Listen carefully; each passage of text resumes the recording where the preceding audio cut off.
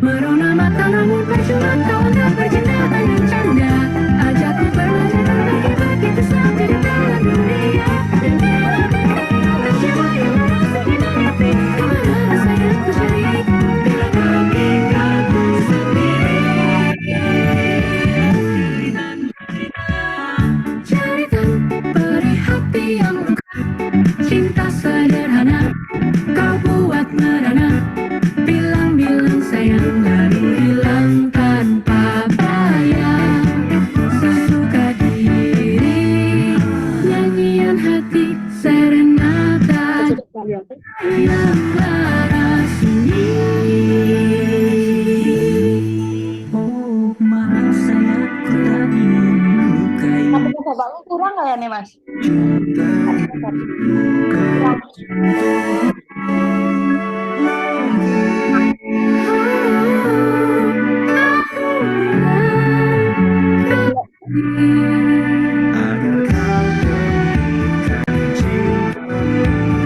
Saya Ranu ini memengar ngingon nih.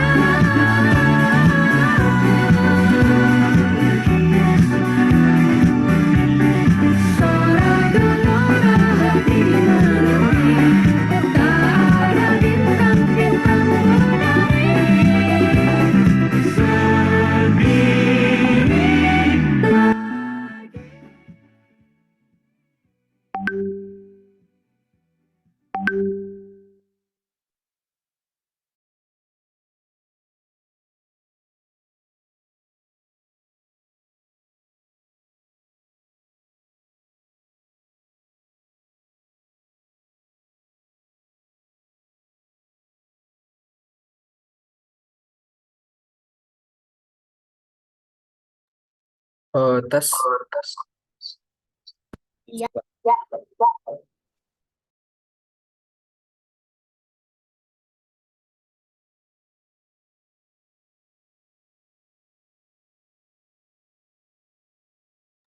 Halo, apakah sudah terdengar? Iya mas, Ya jelas. mas. Oke. Bentar ya.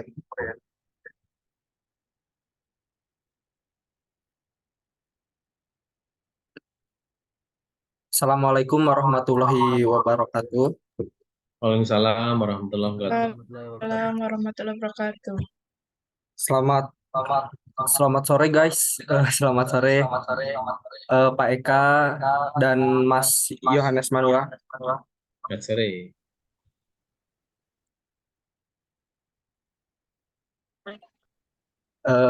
Oke. Teman-teman, perkenalkan saya Muhammad Zamzam Rivaldi. Selamat datang di kuliah praktisi mata kuliah Manajemen Ekspor Impor. Dan kali ini saya sebagai moderator senang bisa hadir, bisa menyapa kalian semua.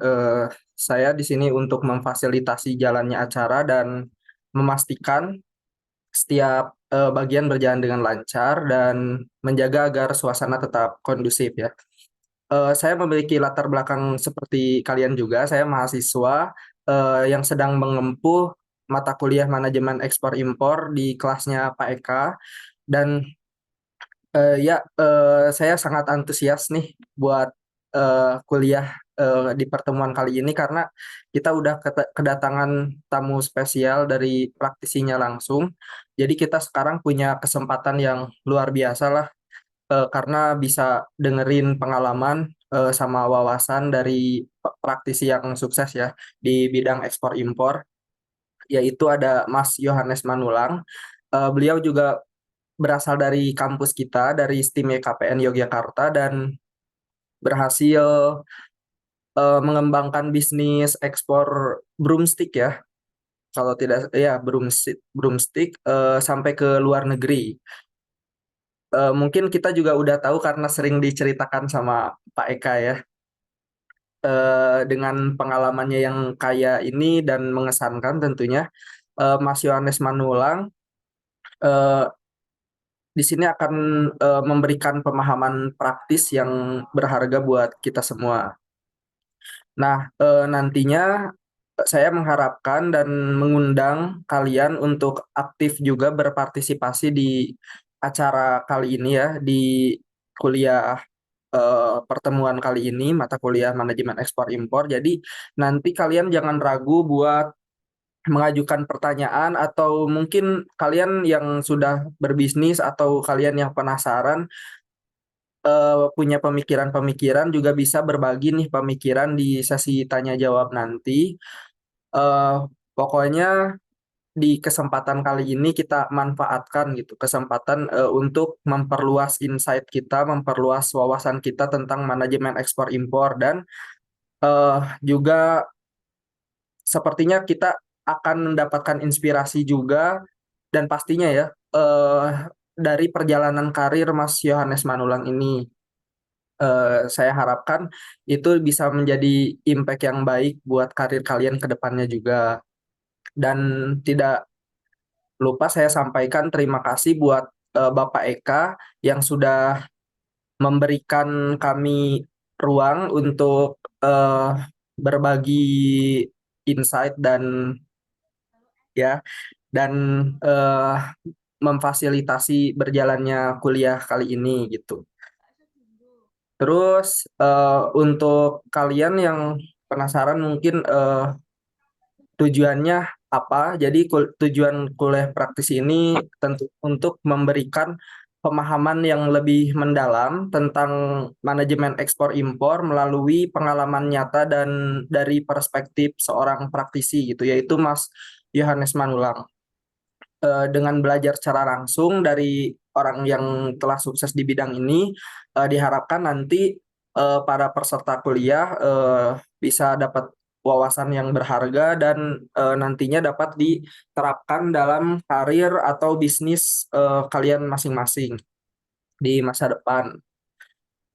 Terus manfaat yang dapat diambilnya yang lain itu tentunya kita dapat memperkaya pemahaman teori kita yang sudah dijelaskan oleh Bapak Eka di kelas eh, dengan melihat secara langsung praktisnya seperti apa. Lalu kita juga dapat mendapatkan pembelajaran berbasis kasus ya, berbasis kasus dari contoh nyata yang nantinya akan disampaikan oleh Mas Yohanes Manulang. Nanti peserta kuliah akan eh, mendapatkan pelajaran bagaimana cara menghadapi dan menyelesaikan masalah atau problem solving yang mungkin muncul di bisnis kalian ke depannya gitu. Terus juga tentunya di sini juga tujuannya untuk membangun networking ya dengan para praktisi di bidang ekspor impor supaya kita juga dapat inspirasi juga, atau mungkin kita dapat relasi dan koneksi juga. Nah, mungkin nggak usah lama-lama, tapi sebelumnya nih sepertinya saya kami ingin mendengarkan sepatah dua patah kata ya dari dosen pengampu kita, Bapak Eka Sudarusman yang telah memfasilitasi berjalannya acara ini. Dipersilakan Bapak. Oke, makasih Mas Azam. Assalamualaikum warahmatullahi wabarakatuh. Selamat sore, salam sejahtera untuk kita semua. Eh, Apresiasi untuk Mas Yohanes Manulang ya sudah meluangkan waktu. Ini terima kasih sekali juga teman-teman mahasiswa. Ini sebenarnya Mas Manulang ini masih seusia teman-teman semua sebenarnya karena Mas Manulang itu masih skripsi sudah. Jadi masih skripsi sama saya, cuma kesibukannya sehingga saat ini nggak ada di Jogja. Saya berharap nanti sharing aja sehingga nanti manfaatkan waktunya, segala hal yang berhubungan dengan pengalaman Mas Manulang itu nanti silahkan digali gitu ya. Karena kan saya mengundang Mas Manulang biar teman-teman bahasanya dan juga apa ya, ini tuh relatif sama, nggak ada jarak gitu ya. Biar komunikasinya juga enak. Nanti kalau misalnya ada sesuatu di luar kelas pun, saya berharap Mas Manulang punya waktu banyak untuk ya membalas kalau misalnya ada teman-teman tuh pengen pengen ini ya sharing-sharing gitu.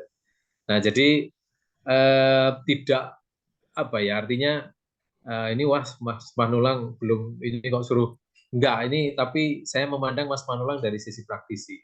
Nanti juga teman-teman biar enak begitu ya saya carikan yang kira-kira seusia dan juga banyak pengalaman jatuh bangunnya itu ketika mahasiswa. Nah, ini mungkin juga sharing-sharing bagi teman-teman yang mau merintis usaha apapun begitu, nanti bisa waktunya saya sepenuhnya nanti saya serahkan Mas Manulang juga teman-teman begitu, apapun nanti bisa disaringkan. Sekali lagi terima kasih untuk antusiasnya teman-teman mahasiswa dan juga aplaus untuk Mas Yohanes Manulang. Terima kasih. Assalamualaikum warahmatullahi wabarakatuh. Mohon nanti ini ya Mas Jam, videonya Mas Manulang diputar dulu. Oke, terima kasih. Oke, baik Pak. Terima kasih Bapak Eka. Mungkin untuk pembukaan ya guys. Mungkin saya mau liatin dulu gambaran singkatnya dulu dan nanti di akhir juga akan saya perlihatkan lagi beberapa video yang saat ini saya sedang download dulu nih dari Mas Manulang. Sudah ada beberapa yang di-download dan iya Pak. Oke. Mungkin sebelum itu saya bacakan dulu CV-nya Mas Manulang mungkin ya Pak. Silahkan nanti kalau misalnya ada hal yang belum Mas Manulang bisa merevisinya ya gitu ya. Baik Pak.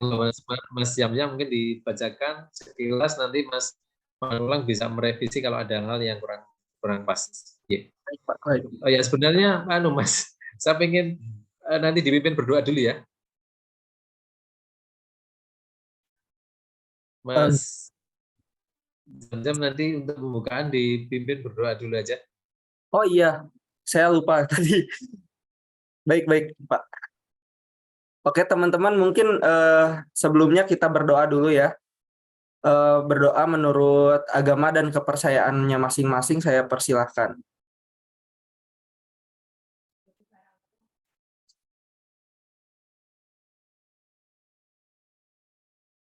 Berdoa selesai.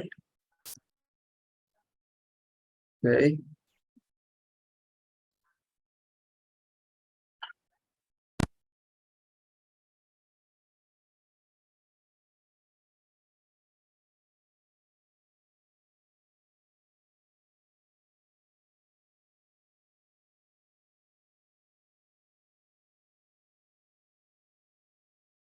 Apakah slide saya sudah terlihat?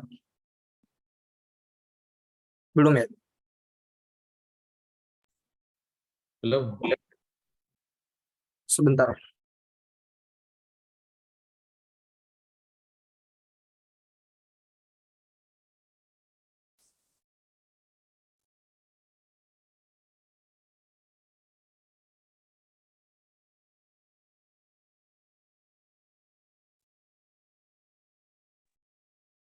Sudah ya? Ya Mas, sudah. Oke teman-teman. Di sini saya izin membacakan CV dari Mas Yohanes Manulang. Jadi Mas Yohanes Manulang ini adalah seorang pengusaha yang berasal dari Medan, Sumatera Utara. Terus emailnya sudah tertera di sana dan teman-teman bagi yang penasaran mungkin pengen menghubungi Mas Manulang secara langsung bisa di sosial medianya juga, di kontak di Facebooknya Yohanes Manulang, L-nya 2 ya. Eh, Twitter Yohanes Manulang, LinkedIn Yohanes Manulang, dan Instagram @manulang_musi. Mas Yohanes Manulang ini menempuh pendidikan sekolah menengah atas di Metodis Lubuk Pakam, Medan, Sumatera Utara pada tahun 2016 sampai 2019, dan menempuh sarjana manajemen 2019 sampai 2023 di Sekolah Tinggi Ilmu Manajemen YKPN Yogyakarta. Pengalamannya di ekspor impor telah mengikuti pelatihan berbasis kompetensi di bidang ekspor jenjang 4, staf ekspor yang diselenggarakan oleh Lembaga Pendidikan Pelatihan Ekspor Impor PPEI. Terus pada tahun 2022 juga ekspor impor telah mengikuti sertifikasi berbasis kompetensi bidang ekspor yang diselenggarakan oleh Lembaga Sertifikasi Profesi Ekspor Impor atau LSPEII dan dinyatakan kompeten. Jadi kita bisa tahu bersama ya bahwa Mas Yohanes Manulang ini di bidang ekspor impor juga telah kompeten gitu di bidangnya. Nah, mungkin untuk selanjutnya saya akan, seperti yang saya katakan tadi, saya akan memainkan video dari Mas Yohanes Manulang beberapa saja. Nanti untuk yang berikutnya yang lainnya akan saya putarkan mungkin di pertengahan atau di akhir nanti setelah saya selesai mendownloadnya. Ini yang video pertama.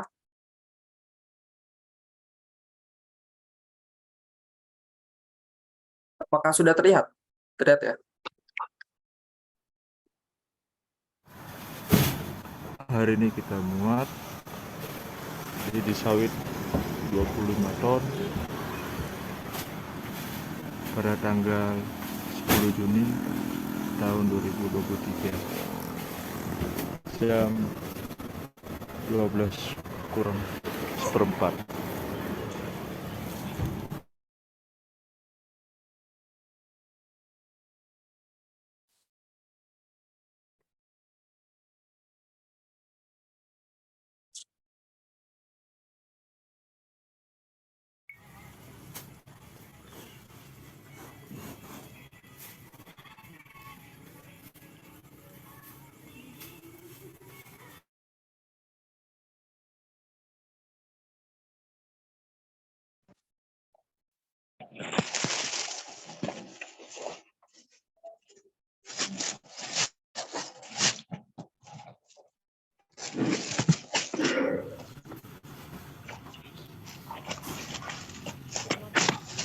Hari ini kita muat di sawit 25 ton pada tanggal 29 Maret tahun 2023.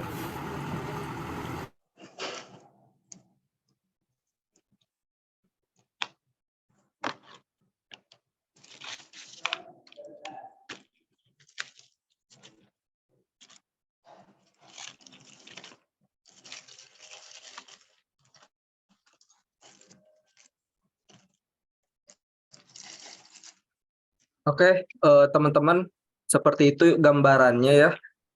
Yang selanjutnya mungkin kita serahkan diskusi kita kali ini kepada Mas Yohanes Manulang yang dapat memperkenalkan bisnis dari ekspor impornya, bidang industri tadi ya, pengalamannya dalam mengembangkan bisnis tersebut.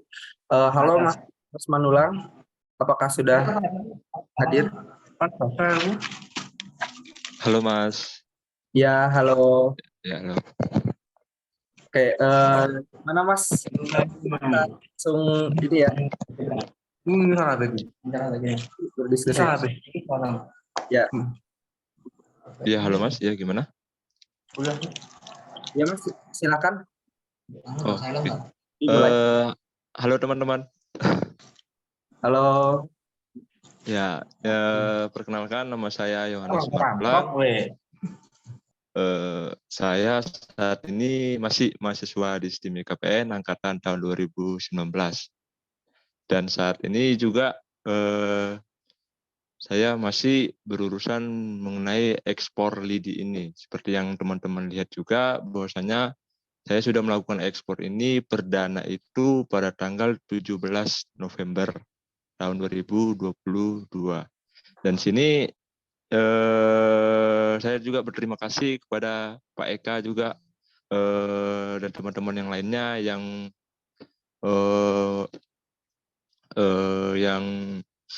ada waktu gitu biar kita sama-sama sharing dan mendalami, saling-saling berbagi ilmu. Dan saya pun siap jika teman-teman pengen seperti saya, kita melakukan ekspor barang, bercerita bareng, dan yang lain-lain. Dan saya harap pun ini mungkin cerita saya nanti membangun dan memotivasi teman-teman yang lain dan menambah wawasan teman-teman yang lain. Nah, saya sendiri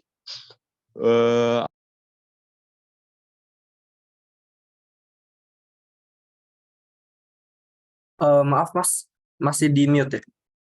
Termute, Mas.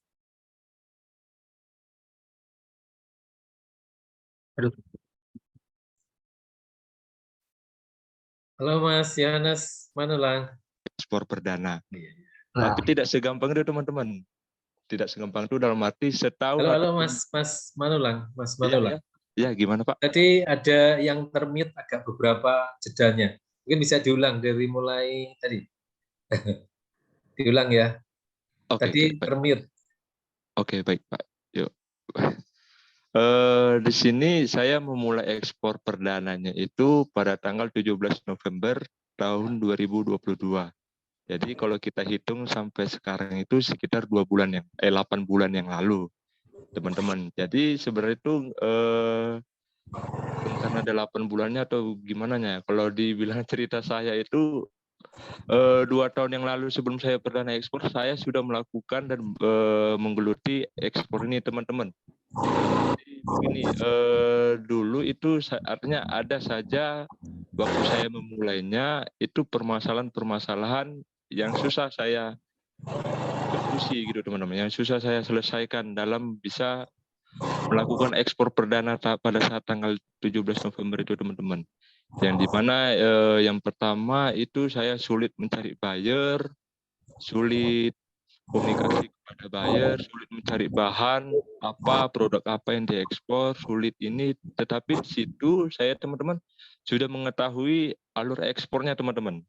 Mungkin teman-teman juga sudah belajar sama Pak Eka mungkin udah 1 semester ini belajar ekspor impor, bagaimana alur ekspor impor yang benar dan dokumen apa dan cara metode pembayarannya gimana dan kontainer-kontainernya, jalur-jalur lautnya. Sebenarnya kalau dibilang ekspor itu mudah teman-teman. Tanpa uang sepeser pun, modal sepeser pun kita bisa ekspor teman-teman. Nanti saya kasih tahu itu kayak mana triknya dan kayak mana kok bisa sih ekspor tanpa DP 0%. Kalau dibilang tanpa uang 0% atau gimana, sebenarnya pasti ada namanya modal yang kita keluarkan, tenaga, pikiran, waktu, dan yang lain-lain itu pasti ada. Cuman kalau dalam arti nominalnya, artinya 0% itu nominal dari aktivitas ekspor itu teman-teman tidak ada yang mengeluarkan sepeser pun. Itu saya pernah melakukannya teman-teman soalnya. 0% saya pernah melakukan itu di ekspor perdana itu teman-teman. Jadi kita balik ke cerita saya yang pertama kali itu ekspor. Sebelum saya itu pertama kali ekspor, saya banyak mengalami permasalahan teman-teman. Dalam arti yang satu saya belum ada legalitas tadi, jadi saya bingung nih. Saya sudah memahami alurnya, saya produknya sudah dapat nih. Oh, saya ada lidi sawit. Ini lidi sawit, kebetulan ini saya harus cari buyernya. Oke, saya produknya sudah ada, kemudian saya harus cari buyernya. Di sini saya mencari di beberapa platform-platform, bahkan saya mencari di beberapa sosial media ya teman-teman, yaitu ada di Facebook, di Instagram, bahkan di website, dan beberapa platform berbayar yang juga pernah saya lakukan teman-teman. Kemudian saya sudah ketemu sama buyernya, kemudian saya komunikasi itu melalui via email dan via WhatsApp teman-teman. Itu saya lakukan itu 2 tahun sebelum saya perdana ekspor teman-teman. Dalam arti tanggal 17 November ya saya itu mulai ekspor tahun 2022. 2 tahun yang lalu itu saya sudah komunikasi sama buyer. Sudah saya komunikasi, ternyata saya nggak bisa menembusinya teman-teman. Kenapa nggak deal? Kenapa nggak bisa sih langsung ekspor? Ternyata semenjak saya komunikasi sama buyer, ada beberapa yang saya belum pahami di dalam ekspor ini teman-teman. Yaitu dalam penentuan harga teman-teman. Alur ekspor saya tahu, tapi dalam penentuan harga saya belum tahu. Apa itu FOB, apa itu CNF, apa itu CIF, apa itu CFR, dan lain-lain teman-teman. Di situ saya belum tahu. Jadi saya komunikasi sama buyer itu, jadi kesannya si buyer kepada saya ini bisa jadi mungkin baru pemain baru ya, bisa teman-teman anggapan si buyer. Dan kedua mungkin si buyer menganggap saya ini penipu. Itu bisa jadi teman-teman. Jadi kesannya itu saya, padahal niat saya itu baik, tapi karena kita tidak mengetahui yang saya tidak mengetahui dalam penetapan harga itu, jadi si buyer ogah, responnya udah malas gitu.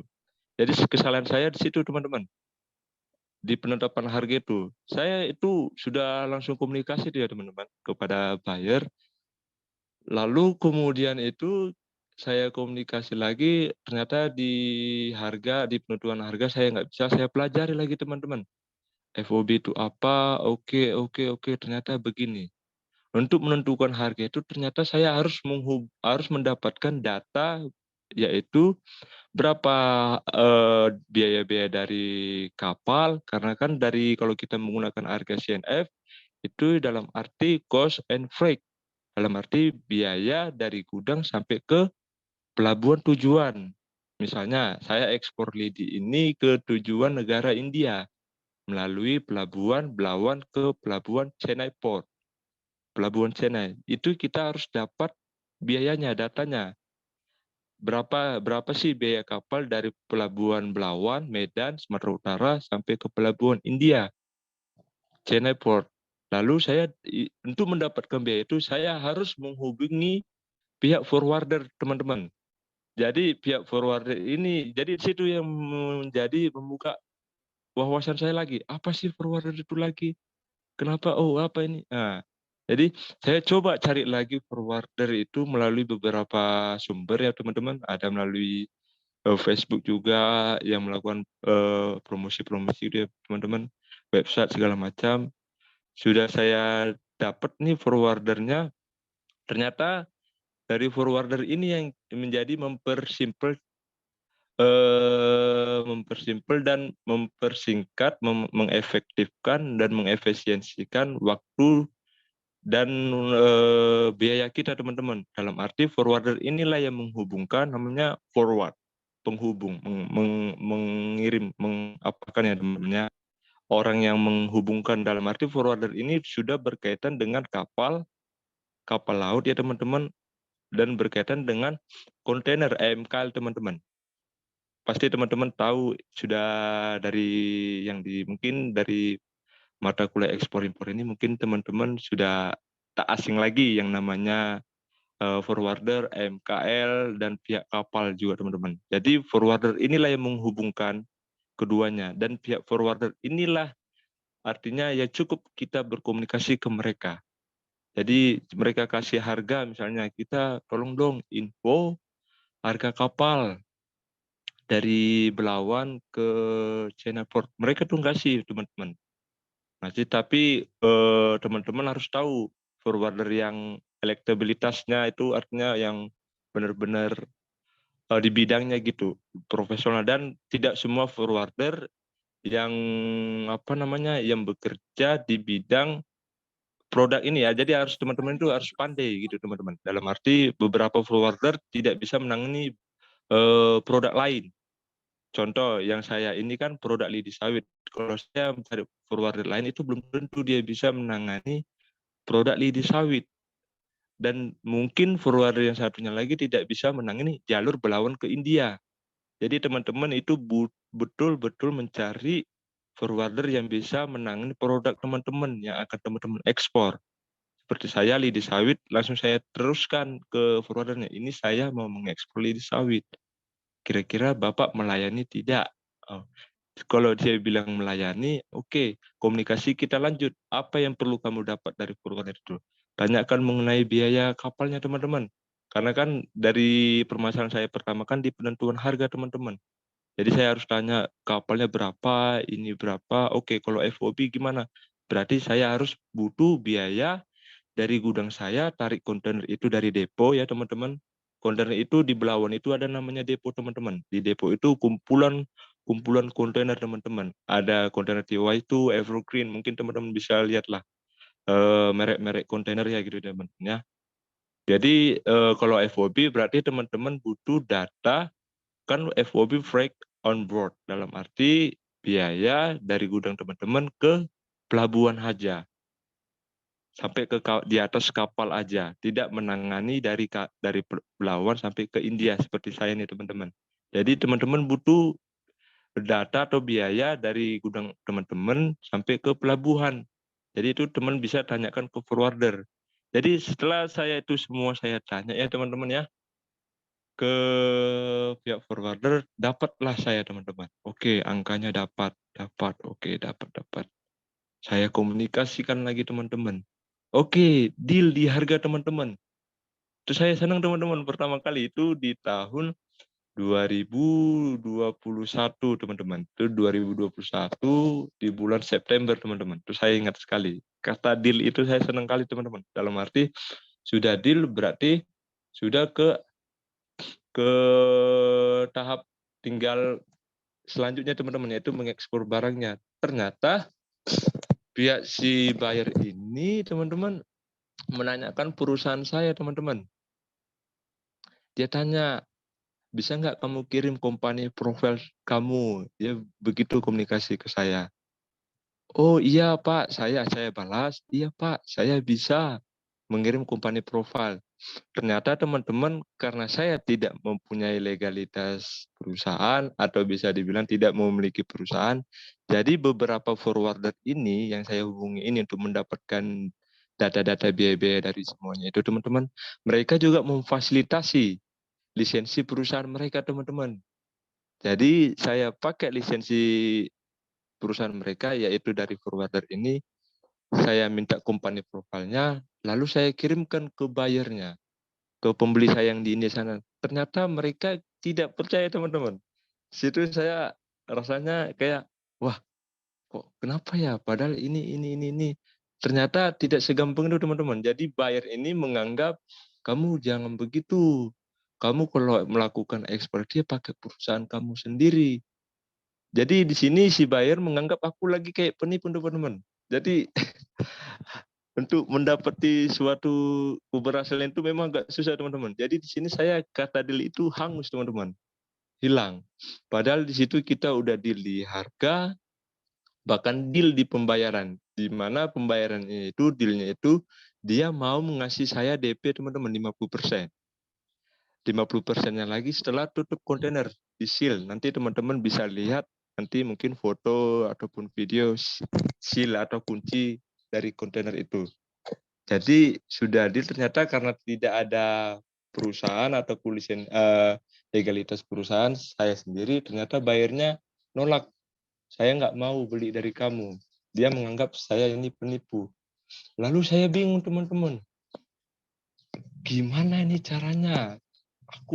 Saya berpikir berulang kali, bahkan sampai sebulan saya bingung nih mau ngapain, nggak mungkin ini mati begini aja. Saya sudah belajar ini segala macam, padahal sudah dikit lagi, hanya masalah di perusahaan aja teman-teman, legalitas perusahaan. Lalu saya berpikir, apakah saya harus membuat perusahaan? Namun tidak segampang itu teman-teman. Kalau kita membuat perusahaan itu ribet, dalam arti kita harus mengurus izin ekspornya, lalu mengurus CEO-nya, mengurus PEB segala macam, ini segala macam itu sangat ribet. Bahkan itu tidak bisa dikerja, artinya tidak hanya tidak, artinya saya merasa nggak mampu teman-teman untuk melakukan itu. Mungkin ada biaya-biaya yang lebih besar, sedangkan saya ini posisinya masih mahasiswa yang belum bekerja, artinya memang masih mengharapkan dana dari orang tua, transferan orang tua. Jadi saya bingung, ini bagaimana ini? Sedangkan saya menggunakan lisensi atau lisensi dari forwarder, bayarnya tidak percaya. Saya entah bagaimana, saya berpikiran, oke, begini aja. Aku mencari perusahaan yang mau kuajak join untuk bekerja sama. Aku menggunakan perusahaannya, saya akan mengasih fee kepada perusahaannya karena saya menggunakan perusahaannya untuk ekspor ini. Namun tidak segampang itu saya mencari perusahaan, teman-teman. Bisa jadi karena kan dari segi pembayaran uang ini bakal ditransfer ke rekening perusahaan. Jika aku menggunakan perusahaan yang tidak saya kenal ataupun yang mungkin tidak baiklah bisa kita bilang, ini akan beresiko bagi saya, teman-teman.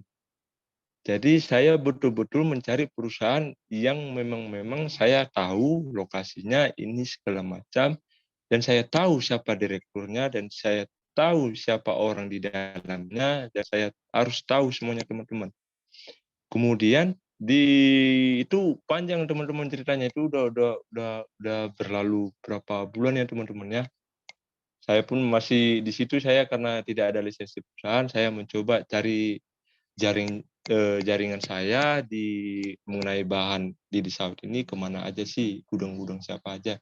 Itu yang jadi harus saya dapatkan sebelum saya dapatkan perusahaan itu, teman-teman. Jadi sebelum saya mendapatkan perusahaan itu tadi, ya saya kebingungan daripada saya diam duduk di sini di kos, masih di kampus kan, ini jadi saya coba hubungi, cari-cari di Facebook apa segala macam, menambah jaringan, gudang mana sih yang mungkin dapat harga yang mungkin kadang barangnya bagus ini segala macam. Itu sudah saya dapatkan, teman-teman. Kemudian saya yang permasalahan itu di perusahaan, saya ketemu, teman-teman, perusahaan yang dari Pekanbaru, yang saat ini pun saya masih berdaungan di perusahaan itu, teman-teman, yaitu PT Dejaya Universal Indonesia, teman-teman. Ketemunya itu saya sama beliau, ternyata beliau di bidang ekspor juga, teman-teman. Di bidang ekspor lidi sawit ini juga, teman-teman. Di situ saya berpikir, lah ini jadi bahaya juga. Kenapa bahaya? Ini di bidang yang sama. Kalau aku menggunakan PT ini, bisa jadi nanti ini akan sekali jalan aja saya ekspornya.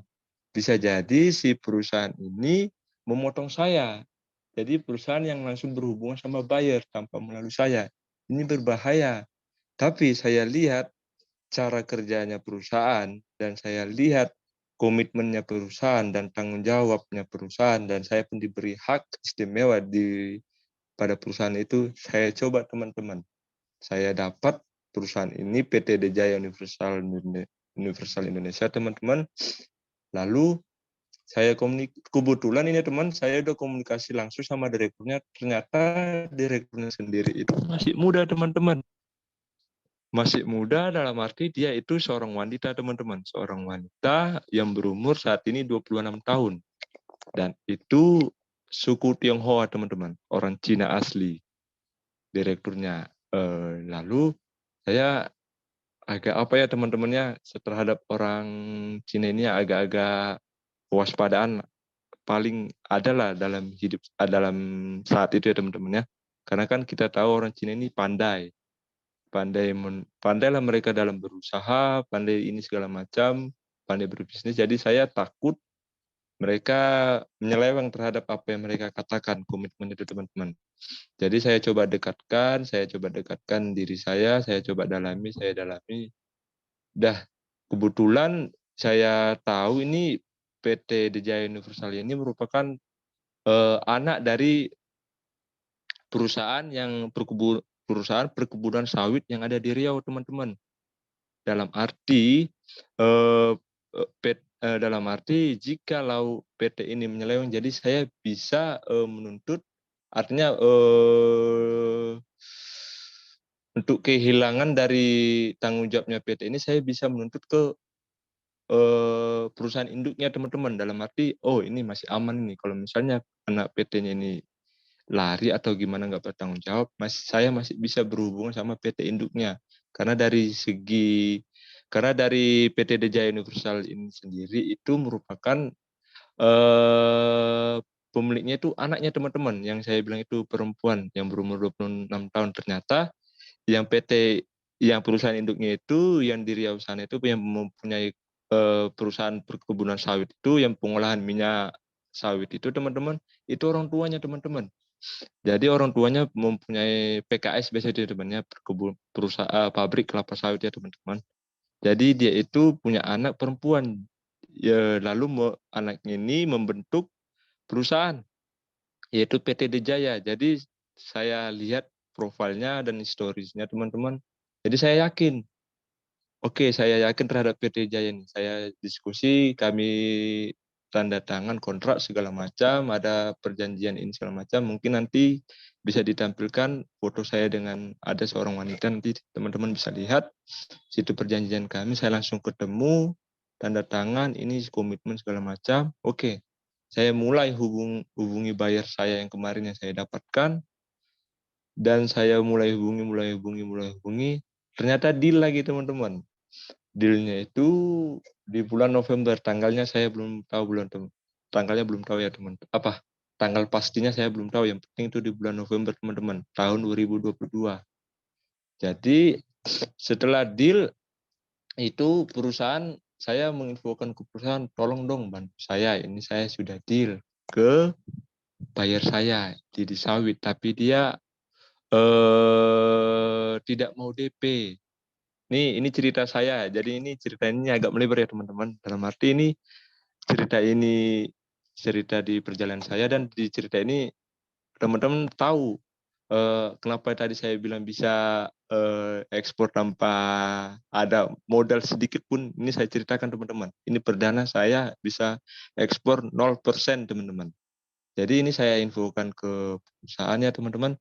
Tolong dong bantu saya. Ini saya ada orderan dari India lidi sawit 25 ton. Kamu bisa nggak kirimkan dokumen-dokumennya? Seperti bisa nggak bantu? Oke, bisa Bang, bisa Pak. Oke, itu dokumen invoice dan packing list. Dan kalau teman-teman tahu proforma invoice itu dalam arti itu pasti teman-teman tahu lah proforma invoice, packing list dan lain-lainnya teman-teman ya. Karena teman sendiri mungkin udah 1 semester belajar ekspor impor ya teman-teman. Jadi saya dikirimi itu, ternyata pembayaran si buyer ini dia nggak mau DP teman-teman. Pembayarannya itu tetap TITI. Pasti teman-teman tahu TITI itu adalah telegraphic transfer. Dan di TITI ini teman-teman ini simple teman-teman. Di cara metode pembayaran TITI ini sama seperti kita mentransfer ke rekening orang. Cuman ini di jangkauannya itu di luar negeri ya teman-teman. Jadi dinamakan TITI, telegraphic transfer, sama seperti kita mentransfer dari rekening si A ke rekening si B. Lalu saya infokan ini si buyer nggak mau DP. Dia mau scan dokumen. Dalam arti kenapa di segi pembayaran ini pasti teman-teman tahu namanya pembayaran LC ya teman-teman ya. Ada pembayaran LC, pembayaran TITI, ada pembayaran dokumen against payment, ada pembayaran dokumen against accept, ada lagi pembayaran dan lain sebagainya teman-teman. Jadi si buyer ini tetap mau TITI, namun dia mau tunggu scan dokumen. Dalam arti begini teman-teman, si buyer ingin datanya valid, dalam arti kamu benar-benar ekspor nggak, itu dia masih ragu-ragu teman-teman. Jadi dia ingin pembayaran itu dilakukan jika aku menerima scan copy teman-teman, scan copy dari semua aktivitas ekspor kita, baik itu copy yang dari packing list invoice, baik itu copy yang dari BL, mungkin teman bill of lading, mungkin teman tahu BL itu apa ya teman-teman ya. BL baik dari COO, baik dari PEB-nya, itu harus copy yang saya kirim ke dia. Dan itu melalui via email teman-teman. Itu saya sendiri yang melakukan itu teman-teman, perdana. Tapi perusahaan mau kirim ke saya forward ke bayarnya. Setelah itu, dia mau menggunakan metode pembayaran itu, oke, aku ngambil risiko. Si perusahaan juga ngambil risiko. Saya berunding kepada perusahaan, ini tolong dong bantu aku. Saya ngomong ke perusahaan, saya tidak memiliki dana sepeser pun, saya bilang ke perusahaan. Bisa nggak? Tolong dong, ini gimana? Artinya dari kami berdua diskusi, ini bayar valid. Kami yakin ini nggak akan, dia yakin, kami yakin sama-sama, ini kami beresiko ini kami tanggung jawab bersama-sama, baik saya maupun PT Dijaya Universal ini teman-teman. Kami yakin ini bayar valid, oke. Jadi masalah di saya sekarang ini adalah modal. Jadi saya minta tolong lagi kepada perusahaan, tolong dong bantu saya nuruni dana untuk memodali barang ini yang ada di gudang. Di gudangnya itu saya ngambil di Langkat teman-teman. Daerah sekitar Medan juga teman-teman. 1 jam dari Medan. Saya dapat, ternyata dari pembayaran si bayar saya sudah dapat, yaitu scan dokumen, scan kopi dokumen. Tetapi di pembayaran si supplier, si gudang ini, dulu saya teman-teman nggak punya gudang teman-teman. Saya bisa dibilang itu kayak trader, broker gitu teman-teman. Menghubungi ini ke sini. Jadi saya tidak punya gudang dulu. Jadi saya dapat itu gudang di Langkat, cuman daerah sekitar Medan itu teman-teman. Cuman di gudang ini agak nambah pikiran teman-teman. Dia mau, bang, aku nggak mau loh bang, kalau abang setengah-setengah. Aku mau tutup kontainer lunas lah bang. Abang kasih DP 50%, tutup kontainer lunas. Jadi saya negosiasi ke perusahaan saya, ini gudang saya ini maunya begini pembayarannya. Namun si perusahaan bilang, aku nggak bisa lah nurunin 100% uang saya. Paling bisa itu maksimal 50% ke gudang. Saya bingung teman-teman, 50%-nya lagi saya gimana? Saya tidak punya uang sepeser pun. Saya tidak punya uang teman-teman. Jadi saya bingung, udahlah, daripada saya ngutang atau gimana, itu terlalu berisiko bagi saya. Saya coba ngomong baik-baik, saya negokan ke pihak gudang, si supplier ini teman-teman. Saya ngomong ke gudang, Pak, tolong Pak, saya kan nggak niat saya jahat atau bagaimana. Saya siap pun Bapak datang ke rumah. Saya ngomong gitu teman-teman ke pihak gudang. Bapak lihat rumah saya, rumah orang tua saya pun siap ditahan sertifikat apapun Pak. Karena niat saya ini baik Pak, bukan saya niat nipu atau bagaimana. Jadi kalau memang Bapak percaya, ayo kita datang ke rumah, kita ngomong-ngomong baik-baik. Jadi si Bapak itu yakinlah teman-teman. Karena saya komunikasikan begitu teman-teman. Ya udah bang, gini aja. Abang kasihlah DP 50%. 50%-nya gimana mau abang lah. Si pihak gudang ngomong gitu teman-teman. Waduh. Jadi saya, wah ini kebuka juga hati yang punya gudang ini teman-teman. Yang punya si supplier ini teman-teman. Jadi saya informasikanlah ke perusahaan. Ini pihak gudangku mau DP dulu 50%. Cuman aku mau kepastiannya ini. Paling lama si bayar sana itu kapan pembayarannya lunas? Si perusahaan yang info itu paling lama 2 minggu. Itu valid, itu positif. Saya bilang ke perusahaan, iya itu positif, saya bisa bertanggung jawab. Oke, pihak perusahaan bisa bertanggung jawab terhadap teman-teman. Jadi saya infokan ke gudang, Pak, begini aja, saya kasih DP ke Bapak itu 50%. Jadi 50%-nya lagi paling lama 2 minggu ya Pak ya. Ini Bapak bisa tahan sertifikat segala macam ini atau gimana. Ya Bang, udahlah Bang, nggak apa-apa. Itu jamin ya paling lama 2 minggu. Iya Pak, kalau memang cepat seminggu saya transfer langsung seminggu. Jadi si supplier ini mau teman-teman. Tanpa pegangan apapun dia teman-teman. Hanya melihat saya aja dia teman-teman. Dia yakin teman-teman. Dia lihat saya datang bersama keluarga. Hanya lihat itu aja dia udah yakin teman-teman. Jadi tanpa nahan sertifikat, hanya menurunkan DP dari perusahaan saja yang saya teruskan ke supplier ini, saya sudah bisa ekspor teman-teman. Jadi di sini benar-benar nyata saya ekspor 0% yang saya keluarkan teman-teman. Jadi saya DP, jadi DP yang diminta si supplier ini saya minta dari si perusahaan. Si perusahaan ngirim ke saya 5%, saya teruskan ke si supplier teman-teman. Jadi itulah awalnya saya ekspor teman-teman ke yang tanggal 17 November itu teman-teman tahun 2022. Jadi saya ekspor, saya teruskan, saya muat, mungkin nanti ada di situ foto videonya. Saya sebutkan juga tanggalnya, perdananya, dan foto saya juga. Kemudian saya ekspor ya teman-teman, dan semuanya lancar, ini semuanya lancar. Dan pihak buyer pun kita video call waktu muat sama pihak buyer. Hello sir, saya ngomong komunikasi langsung sama buyernya. Video call, ini segala macam. Hello sir, ini saya lagi muat. Ini dalam bahasa Inggris ya teman-teman. Ini saya cuma bahasa Indonesia kan. Ini saya lagi muat ini. Bahwasanya kita jelas kerjanya nyata ya teman-teman. Gak tipu-tipu, jelas ini segala macam. Oke, dia yakin. Oke, ini dia yakin. Oke, kontainer udah jalan, udah siap muat. Lalu dokumen-dokumen itu 2-3 hari terbit teman-teman. Baik di BL dan segala macam. Cuman saya kirim kopiannya teman-teman ke buyer. Oke, buyer meng-ACC semuanya teman-teman. Meng-ACC semuanya buyer teman-teman. Jadi ditransfer si buyer lah teman-teman. Ada namanya itu sweet copy-nya teman-teman. Bahwasanya dia mentransfer uang itu semua. Jadi setelah itu cair, saya teruskanlah itu ke pihak gudang. Dan sampai sekarang si buyer masih berhubungan dengan saya teman-teman. Dan masih melakukan ekspor permintaan barang sampai saat ini teman-teman. Jadi ya kurang lebih begitulah perjalanan saya teman-teman, cerita saya ini. Tapi kalau dibilang keluh kesah dalam ekspor ini pasti ada teman-teman. Dalam arti ya karena kan tanggal 17 November itu perdana teman-temannya. Tanggal 30-nya saya muat lagi teman-teman, ada pengiriman lagi. Desember saya muat lagi 5 kontainer teman-teman.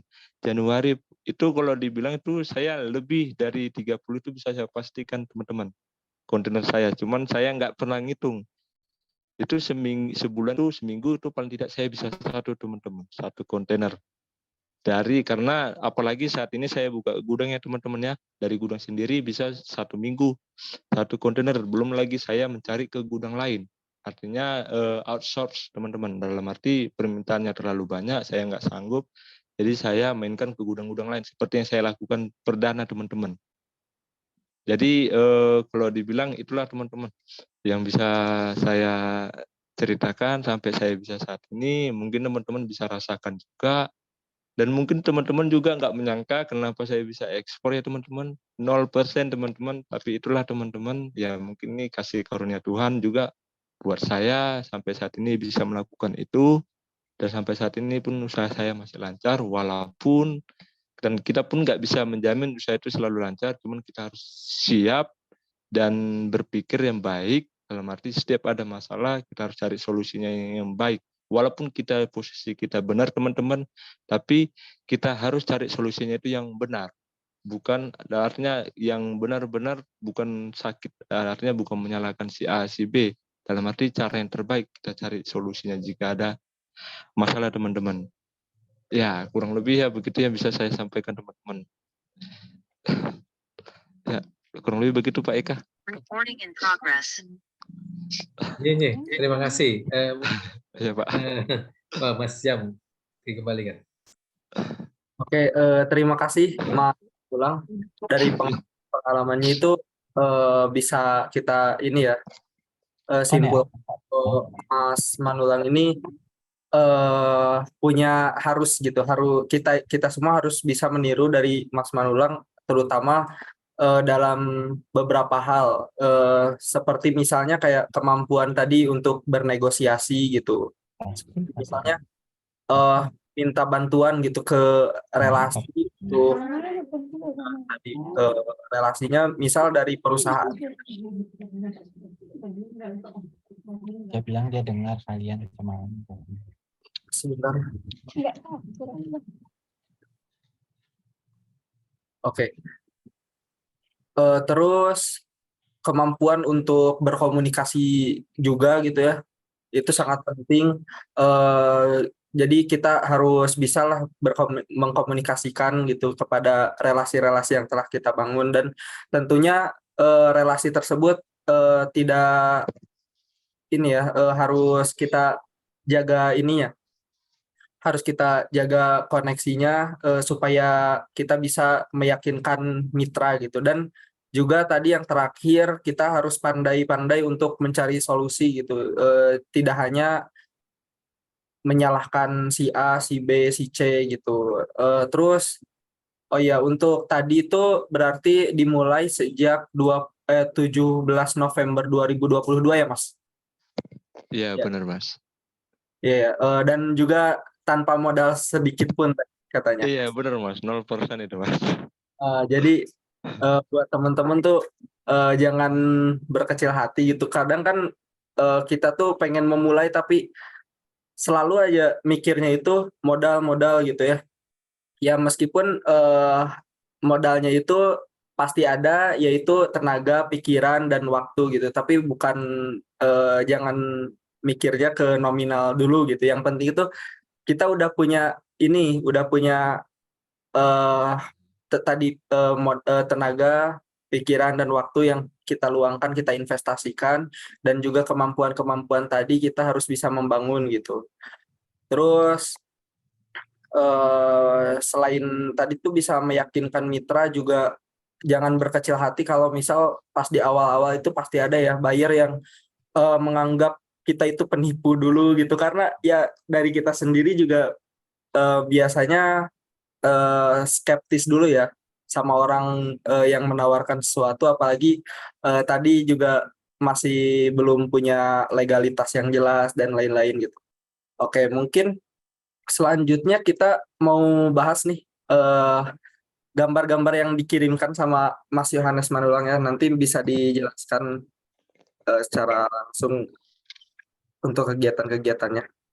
Iya, baik Mas. Oke. Nah, sudah terlihat? Ya, udah Mas. Oke, ini di mana ini, Mas? Di sini posisi saya saat itu lagi di Kalimantan Barat, Mas, Pontianak. Oke. Iya. Lagi Di sini ya, di sini saya menjalani diutus dari perusahaan ini PT Jaya Universal Indonesia untuk mengecek gudangnya di sana, yaitu bukan lidi site di sana Mas, bukan. Yang di sana kami yaitu lidi NIPA Mas. Jadi saya sana mengecek lidi NIPA yang ada di Kalimantan Barat, Pontianak. Jadi saya datang ke sana, foto-foto, ternyata melalui pelabuhan di sini ya. Oh, ternyata di sana agak panjang Mas, itu agak panjang dalam arti kalau saya mengekspornya melalui pelabuhan ini bakal biayanya lebih besar karena Oke. akan transit lagi ke Tanjung Priuk. Jadi itu dalam arti kapal-kapal besar yang ada di Pontianak ini tidak singgah di situ. Jadi kapal kecil yang bakal ke Tanjung Priuk dan jadi dari kapal kecil itu nanti akan naik ke kapal besar. Itu biayanya lebih besar. Jadi itu agak banyak permasalahannya di situ Mas, yang di Kalimantan ini. Jadi itu katanya rencana bakal kita kirim aja ke Tanjung Priuk naik mobil tron-tron gitu Mas. Mengefektifkan Pak. Jadi ceritanya begitu Mas di sini. Iya. Oke. Nah, ini lagi di mana nih, Mas? Di sini lagi. Ini kalau yang ini yang perdana nih Mas, tanggal 17 itu Mas. Iya, Lidi Sawi. Oh iya. Oh, ini waktu tanggal 17 itu ya? Iya, perdana itu Mas. Oke. Baru perdana tapi udah penuh gitu ya, Mas, kontainernya? Itu harus Mas. Ya, itu harus. Ini juga ya? Iya, tanggal 17 ini yang perdana juga Mas. Ya. Nah, ini yang tanggal 10 Juni kemarin. Iya. Yang ya saya juga mengirim ke Pak Eka juga videonya yang kemarin. Nah, sebenarnya Mas, kalau yang ini tuh untuk dikirim kemana ya kalau boleh tahu?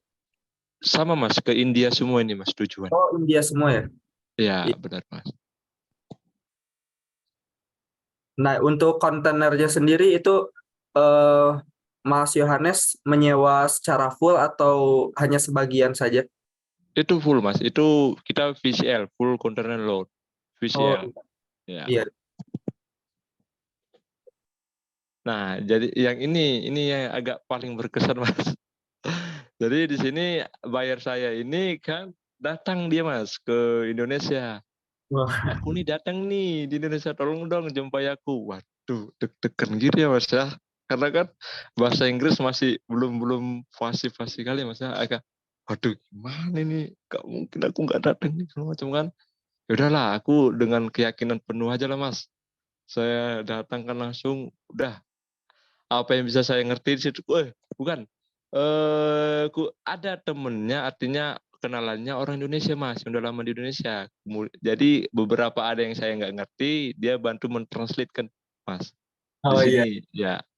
Ini bayarnya ini pembeli nomor ini importer terbesar Mas di India. Oh, importer. Manoj Bansal namanya Mas. Ya, dia itu satu bulan itu bisa 30 kontainer permintaannya Mas. Satu Hmm, bulan. Jadi saya hanya beberapa kontainer saja yang bisa memenuhi ke dia Mas. iya iya. Ya. Kalau tahu dia ini gak kayak bilang gitu sebenarnya buatnya itu untuk apa gitu keperluannya, Ah, kebutuhan. kalau ya benar Mas, kalau kita bisnis ini namanya pasti ada sesuatu yang dirahasiakan Mas. Tidak Oh, semuanya bisa transparan Mas. Dalam arti yang mereka tahu dan kita tahu dari informasi yang ada, lidi sawit ini digunakan untuk sapu Mas. Tapi mungkin dia untuk menyapu, dalam arti mungkin permintaan mereka lebih tinggi daripada kita sendiri yang ada di Indonesia Mas. iya. Kemudian yang saya dengar info katanya, kan kita artinya berpikir juga ya Mas ya, kenapa mereka mintanya 30, 50, 60 per bulan, 60 kontainer. Emang artinya banyak ya warga negara di India sana menyapu. Kan sapu yang dibeli satu aja itu bisa sebulan baru rusak. Kok sebanyak itu sih mereka, kan kita kadang berpikir tuh, ternyata aku dapat info lidi sawit ini bisa digunakan untuk kampas rem Mas di sana. Oh iya, menarik ya. Nah, kampas rem dan kedua untuk triplek, kalau Mas tahu ya, triplek. Iya, triplek tahu-tahu. Jadi mereka itu kayak kayak nggak mengasih tahu itu, karena kan kalau mereka kita tahu, ya artinya kita yang mengolah sendiri bahan jadinya yang di sini, jadi perusahaan-perusahaan yang ada di India bahkan mati Mas. Jadi itu rahasia bisnis yang ada di India, nggak bisa mereka kasih tahu ke Indonesia. Sempat Indonesia tahu mereka kayak gitu, nanti kasihan yang ada di perusahaan yang ada di India yang mengolah bahan mentah dari lidi sawit ini Mas. Jadi Oh itu betul-betul dirahasiakan mereka. Jadi kalau kadang kita tanya itu, ya paling mereka jawabnya duit sapu. Itu aja Mas. Tapi hmm, kan dalam dalam pemikiran kita ya Mas ya, kan nggak mungkin ya Mas ya, 60 70 kontainer sebulan hanya untuk nyapu. Kita aja sapu di rumah itu aja bisa berbulan-bulan nggak rusak-rusak ya Mas ya, jarang pakai kan gitu. iya. Ini nggak mungkin sebanyak itu Mas ya. Ya jadi ya mungkin ya kita pun nggak perlu ke sana, nggak perlu berpikiran sejauh itu. Yang penting dia butuh barang kita ada, yaudah kita kirim itu aja Mas. Iya iya iya. Yang ini juga sama ya, dikirimkan tanggal 10 itu. Iya ya sama Mas. Kalau kalau yang inilah yang saya bilang tanggal 17 November itu Mas. Namanya ini Pak Tio. Dialah yang berbaik hati gitu Mas. Dalam arti dalam pembayaran itu tadi. Dia nggak ada pegang apa-apa, dia yakin sama saya aja. Saya bisa ekspor 0% karena berkat dia juga Mas.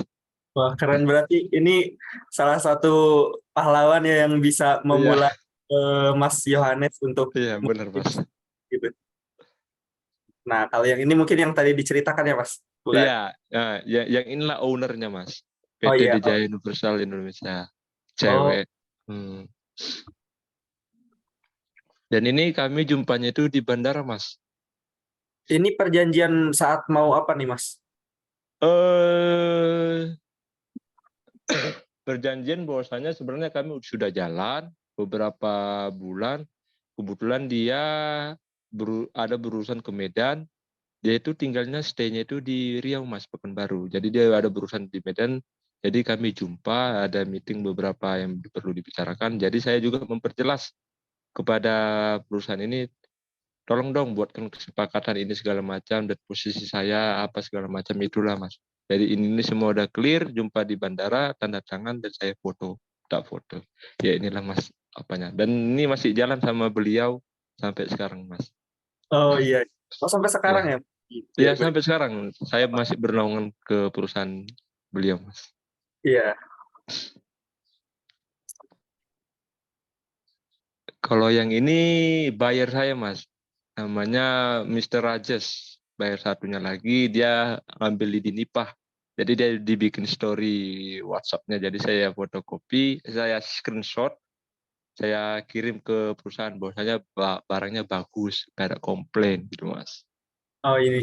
Oh berarti ini termasuk salah satu testimoninya dia ya di video gitu. Iya, dia bikin di story WhatsApp dia, Mas. Ya. Ah, ini lagi proses packing ya di kargo, di kontainer. Muat. Ya, loading, Mas. Muat. Nah ini orang-orangnya bekerja ke Mas Yohanes atau gimana? Iya, saat ini memang gimana ya dibilang ya, gudang itu tidak selamanya ada masuk barang gitu, Mas. Tapi saya berharap mereka kan harusnya bisa bekerja tiap hari. Cuman kan saya nggak bisa pastikan barang itu bisa masuk, Mas. Dalam arti beberapa ada karyawan yang saya panggil-panggil gitu aja, Mas. Tapi ada karyawan tetap yang saya gunakan. Itu 4 orang karyawan tetap di gudang. Harus ada itu, Mas. Kadang kalau muat butuh karyawan panggilan, kadang kalau bongkar butuh karyawan panggilan. Kurang lebih begitu, Mas. Oke. Terus ini dari pembayaran ya atau apa? Struknya? Oh, ini mungkin profil doang, Mas. Profil dari pihak perusahaan. Iya. Oh iya iya. Ini gudangnya ya Mas?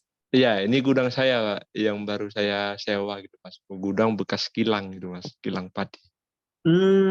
Jadi saya sewa, ya ini foto waktu muat beberapa bulan yang lalu lah mungkin, Mas. Saya pun kurang ingat juga. Ini Iya. mulai menyewanya kapan ya kalau boleh tahu? 2 bulan yang lalu, Mas, saya buka gudang. 2 Oke, bulan lalu, ya. masih baru ya? Iya, masih baru. Mas. Oke. Ini para anggota nih, Mas. Anggota ya semangat pejuang rupiah lah biasa dibilang, Mas. Oh iya. Tanggal 10, tanggal 31 ya ini. Iya. Ini bongkar muat. Iya, muatnya, Mas. Langsir, ya.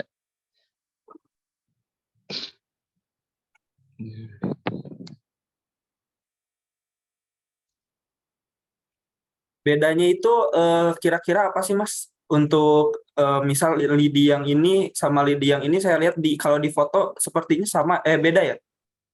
Iya, di lidi itu sebenarnya kita ekspor itu banyak spesifikasi, Mas.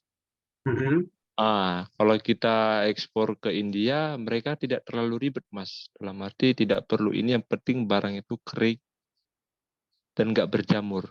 Itu kalau di India, Mas. Tapi kalau kita ekspornya ke Pakistan, itu harus disortir.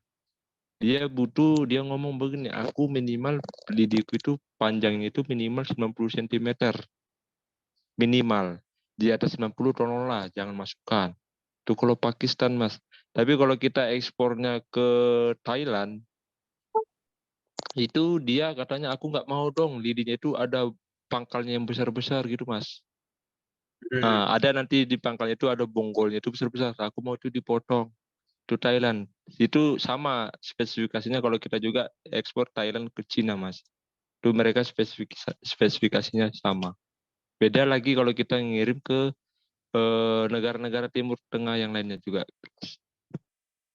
Oke. Lanjut ke gambar berikutnya yang ini. Buyer saya yang di Pakistan, Mas, ini. Oh ini di Pakistan ya bayarnya? Iya, Pakistan bayarnya.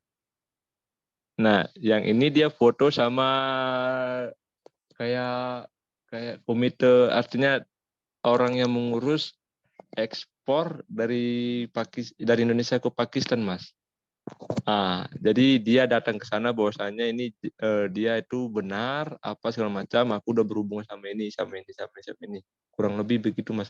Saya pun mendapatkan, artinya saya mendapatkan orang yang ada di sana, Mas, di Pakistan. yang bekerja di bidang ini Mas. Saya punya nomor pribadinya. Oh iya iya. Iya. Ya, jadi ya. Nah, yang ini seal namanya Mas, kunci kontainer itu. Nah, Oke, ini dimulai dari tadi lagi. oke. Bentar.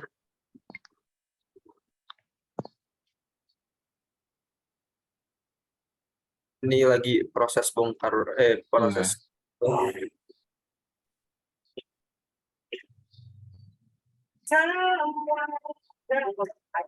17 November 2020.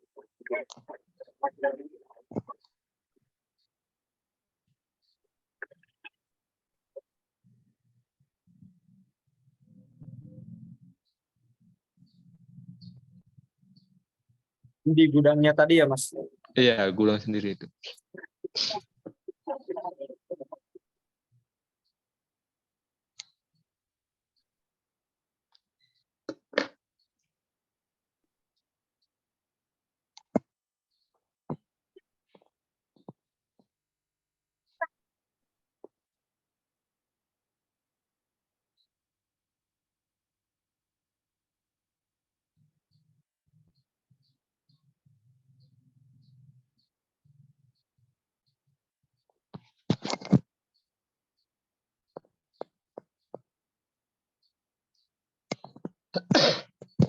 Mungkin teman-teman yang lain Mas, mungkin ada yang mau bertanya atau bagaimana, bisa kita Oh iya iya. ya lebih mungkin tanya lebih dalam atau bagaimana. Gak apa-apa teman-teman, dikorek-korek sampai airnya habis pun gak apa-apa. Nggak Ya, apa-apa. teman Saya sudah dimulai ya sesi tanya jawabnya. Bagi teman-teman mungkin yang mau berdiskusi, berbagi pengalaman juga, mungkin kalau mungkin ada yang sudah berpengalaman juga di sini. Karena saya lihat juga ada beberapa teman-teman dari kelas ekstensi juga yang mau berbagi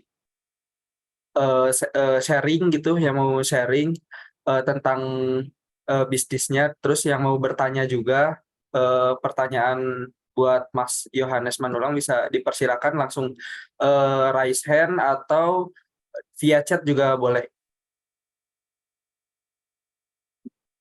Oke, dari Mas Anggi Lintang, silakan Mas. Permisi Mas, mau tanya. Itu kan tadi katanya cari bayarnya itu dari beberapa platform. Terus saya itu pernah lihat ada orang yang menawarkan dagangannya itu di LinkedIn. Itu berarti itu mainnya itu hashtag atau relasi atau mungkin kita membangunnya itu di LinkedIn itu gimana ya kalau menawarkan dagangan kita kepada buyer, khususnya itu buyer luar. Terima kasih. Oke. Ini bisa saya jawab langsung nih Mas ya. Boleh Mas, silakan.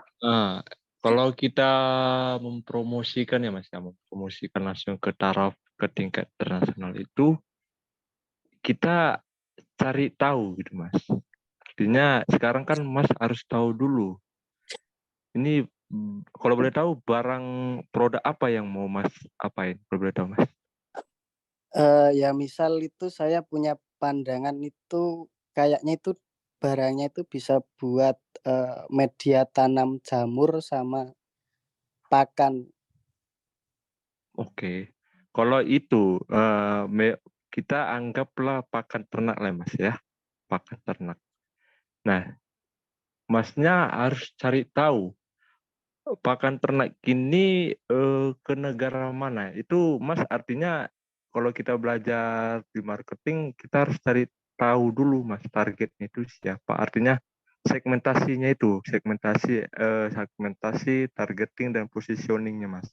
Jadi kalau Mas tahu itu segmentasinya ke negara mana, Mas segmen dulu. Ini yang butuh pakan ternak negara mana yang sampai mengimpor mungkin ribuan ton ini. Mungkin pakan ternak Mas mungkin dari apa kalau boleh tahu Mas pakan ternaknya? Dari limbah-limbah pertanian semuanya bisa. Limbah-limbah pertanian. Jadi terus saya pernah lihat itu kayaknya itu negara segmentasinya itu negara Korea. Kalau Mas menargetkan itu negara Korea, Mas cari tahu. Negara Korea itu kalau dalam ekspor impor itu mereka lebih suka mempromosikan, artinya mempromosikan permintaan mereka dan segala macam itu di media apa.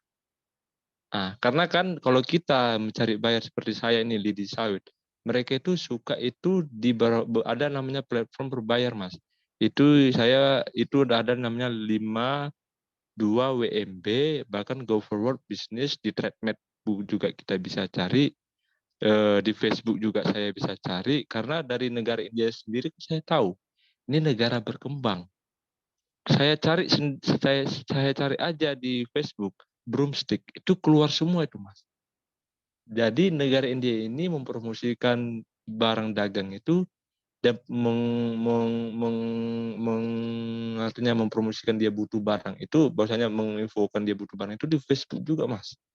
Jadi alangkah efektif tahu kita mereka ke situ cara apanya, kita tembak ke situ, itu mereka jadi tahu gitu, Mas. Dan seperti ini pakan ternak Korea. Jadi Mas harus tahu media apa yang mereka biasa gunakan untuk menginfokan permintaan mereka, artinya LOI-nya. Itu kalau kita dalam ekspor impor ada namanya LOI, Mas, letter of intent. Mereka itu biasa mempromosikan LOI itu di mana. Artinya menginfokan permintaan mereka itu di mana. Tapi kalau Mas pengen tahu, itu harus Mas itu seperti saya biasanya itu di Go Forward Business, Mas. Situ kita cari pakan ternak, bayarnya siapa-siapa aja. Itu kalau saya, Mas. Tapi kalau kita menargetkan negaranya Cina atau apa, itu kita bisa melalui Alibaba. Jadi itu berdasarkan dari kita harus cari tahu media apa gitu, Mas, yang mereka gunakan, dan jadi kita bisa masuk lebih efektif gitu, Mas. Kan tidak mungkin Masnya mempromosikan pakan ternak, ternyata perusahaan-perusahaan yang ada di Korea itu menggunakan media A, ternyata tapi Mas mempromosikan di Facebook. Ah, itu nggak efektif dan nggak tepat sasaran itu, Mas. Jadi Mas perlu cari tahu itu. Cari tahu itu di mana. Terus kalau Mas memang mau ini rencana ke depannya ekspor pakan ternak, Mas harus cari tahu dulu yang namanya pakan ternak ini memang bisa diekspor atau bagaimana? Apakah ada larangan? Apakah harus ini harus itu? Apakah apa namanya high score-nya juga apa? Apakah ada butuh dokumen-dokumen lain? Sama seperti saya, Mas, lidi sawit. Lidi sawit saya ekspor ke India sama ke Pakistan itu beda dokumen, Mas. Ada beberapa dokumen tambahan. Ini kita bukan memperibet ya, Mas. Artinya Masnya harus berpikir ke sana, oh iya butuh ini. Oh iya butuh ini. Oh harus ini. Itu gak ada yang mustahil kalau kita bisa coba, Mas. Kita lakukan aja pelan-pelan tapi pasti kita bisa bergerak. Seperti saya nih, kalau saya ekspor ke Pakistan itu butuh phytosanitary, kalau Mas tahu. Tapi kalau saya ekspor ke India itu tidak butuh phytosanitary.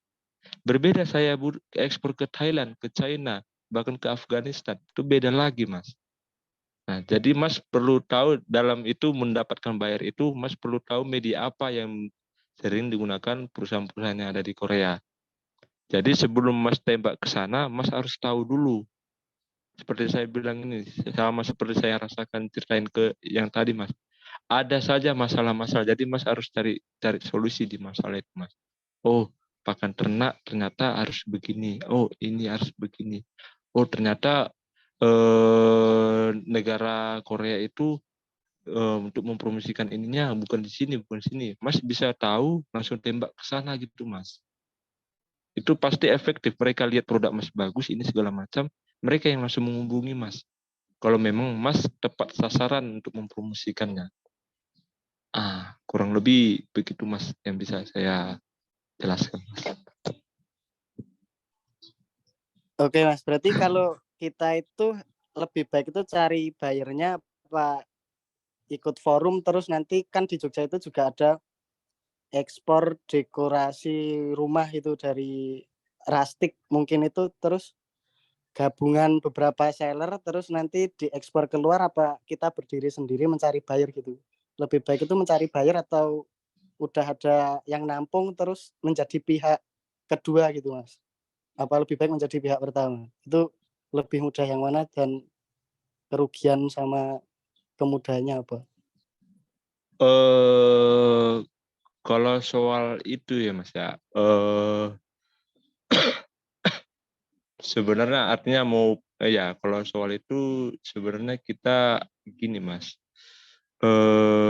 Kalau Mas tahu artinya jadi pihak kedua ataupun mau pihak kemana pun pasti ada risiko ininya. Mau dibilang untung ininya, artinya lebih enak ini lebih enak itu pasti ada risiko dan keuntungannya Mas. Kelebihan risiko kelebihannya itu Mas. Dalam arti jadi Mas ini harus benar-benar tahu dulu. Benar-benar tahu dulu alur ekspornya, cara pembayarannya jika Mas ingin join ke orang. Kita dalam bisnis ini Mas, begini Mas. Mas anggap orang itu nggak baik. Dalam bisnis harus begitu Mas. Mas anggap itu selalu waspada. Dalam bisnis Mas nggak bisa anggap semua orang itu baik. Orang baik jika sudah ada uang di depan mata itu bisa berubah Mas. Itu udah pernah saya alami Mas. Jadi kalau di posisi lebih baik di mana, apakah enak kita gimana atau jadi tangan kedua menghubungkan barang ini ke situ ya Mas ya, ini ke sini. Itu tetap ada risikonya Mas. Jadi Mas harusnya begini, Masnya harus paham benar dulu Mas. Paham benar dulu produk apa yang mau Mas apain, mau Mas ekspor, alurnya gimana, orang siapa yang mau apain, dan bayarnya bagaimana Mas. Walaupun Mas di posisi mana ini sekarang, atau Mas nggak punya barang seperti saya dulu, hanya broker, itu Mas harus tahu dulu ini semua Mas. Jangan dalam arti, oke Mas punya orang kepercayaan ini, sempat ini bakal namanya bisnis ini jahat Mas. Nah, Mas bilang orang kedua bisa jadi nanti orang kedua ini nggak kepake Masnya sendiri. Jadi kalau memang Masnya bisa sendiri seperti saya, langsung punya gudang, langsung bisa ini, itu lebih baik. Cuman tidak semudah itu Mas. Ya, kurang lebih begitu ya Mas ya. Oke, baik Mas. Makasih. Semoga sukses selalu. Iya, terima kasih Mas. Terima kasih Mas Anggi atas pertanyaannya. Terima kasih juga Mas Yohanes. Ini bukti ya kalau teman-teman kalau semua yang kita pelajari itu ternyata secara praktisnya dapat dipraktikkan gitu. Seperti tadi menganalisis pasar juga saya jadi ingat ke materi ini ya manajemen pemasaran itu kita yang namanya analisis pestol gitu. Dari kalau kita mau masuk ke pasar internasional gitu ya. Jadi kita secara langsung gitu melihat praktisnya kayak gimana gitu, gambarannya kayak gimana.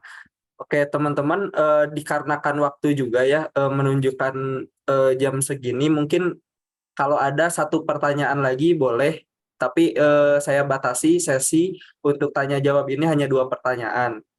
Karena sepertinya ini kita keasikan juga ya ngebahas ini dan emang seru banget menurut saya pembahasannya. Oke, buat penanya kedua dipersilakan apabila ada.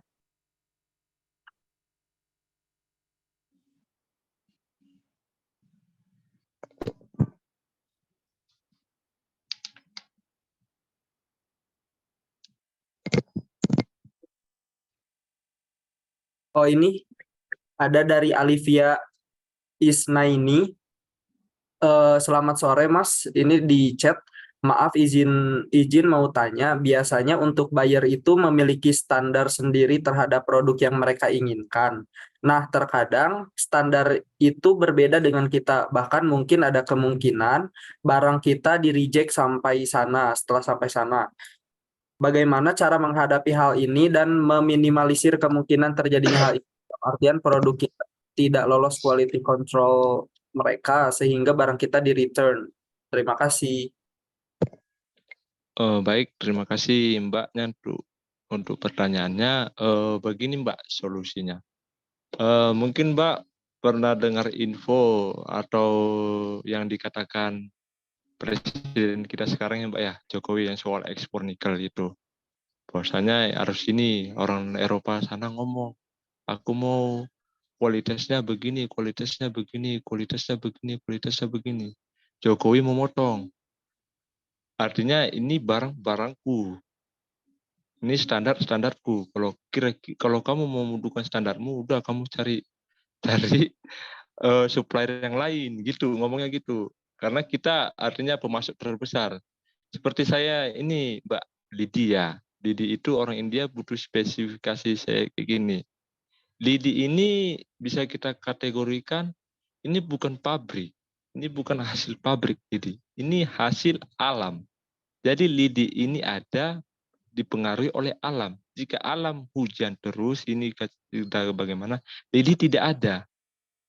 Karena lidi ini kan kita tahu bahwasanya lidi ini adalah sampah dari kelapa sawit, pohon kelapa sawit. Yaitu yang pada saat mau dipanen, pelepannya itu dijatuhkan, ditebangkan, jatuhlah pelepannya dan daun-daunnya itulah yang ada lidinya.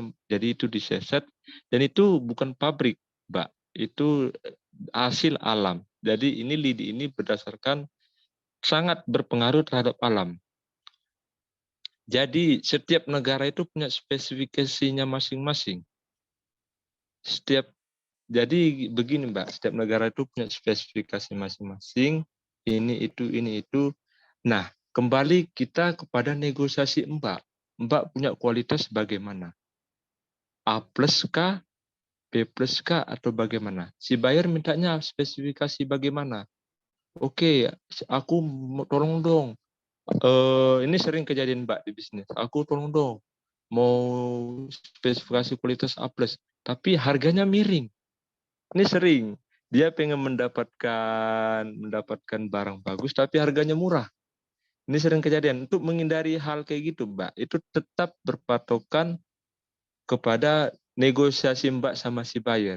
Dealnya itu bagaimana spesifikasi barangnya. Kesepakatannya itu bagaimana. Oke, si buyer seperti saya, Mbak ya. Kalau kira-kira Mbaknya tidak mampu mengenai spesifikasi si buyer, Mbak gak usah takut. Mbak gak usah langsung, sayang, apa. Mbak, pembeli tidak hanya satu. Pembeli itu banyak sekali. Emang ada sebuah usaha berdiri hanya satu aja usaha seperti itu sendiri, Mbak. Pasti ada saing-saingannya lagi. Jadi Mbak gak usah takut jika nggak lolos dari si buyer ini. Mbak punya kualitas apa, kesepakatan sama si buyer apa, ini, dan Mbak harus pastikan. Dan Mbak harus punya bukti chatnya ke beliau. Ini saya pernah kejadian juga Mbak. Barang saya kena klaim di India sana. Itu barang itu dimuat pokoknya itu dia menginformasikan sebulan setelah saya muat. Barang diklaim. Padahal barang saya itu sampai ke pelabuhan India sana 2 minggu. 2 minggunya lagi informasi barang ini kemana? Setelah sampai di pelabuhan Cina itu. Padahal harga yang kami dealkan itu CNF, Pak. Cost and Freight. Jadi berarti barang ini hanya kuantarkan sampai di pelabuhan tujuan di India.